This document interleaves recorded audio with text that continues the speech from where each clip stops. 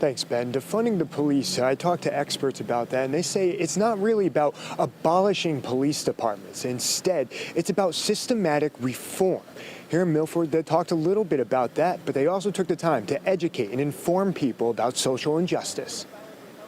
I won't be the person that ends racism, but I definitely sparked the brain to figure out a way to end it. Sparking discussion to educate and change excessive police force that has affected many Americans, including Joe Gritz. Getting thrown on the ground, abused, and then arrested, and I just wouldn't see that with different races. Speakers at the Milford Green asked the crowd to listen and take ownership to help bring about thoughtful change to end systematic racism and police brutality. There's things such as non-lethal force that needs to be used, mental illness training, de-escalation training, even getting medical professionals as ride-alongs in special units. University of New Haven professor John DiCarlo says oftentimes police are called upon to do things they don't have adequate training or resources for. He believes the term defunding police means to reallocate funding to community outreaches better fit to handle the situation. For instance, we don't necessarily need an armed response usually to cases of mental illness or where there's a known problem. To the president,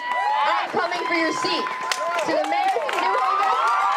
Kira Ortaliva believes a mental health response team could have made a difference in the officer-involved shooting of her friend, Mubarak Suleiman, in January. She says it was a schizophrenia episode that impaired Suleiman's judgment that took him on a high-speed chase with state police. I believe that if a medical professional was on scene, they'd be able to see the symptoms of the mental illness. Remodeling police departments isn't unheard of. New York and New Jersey have dismantled troubled police departments to bring in a whole new staff. The police are not insular. They're just a very visible face of government. And if there is a problem with the police, and honestly, there are some problems that need to be corrected, that is also the responsibility of federal, state, and local governments. Now, DeCollar says that we have to hold our lawmakers accountable.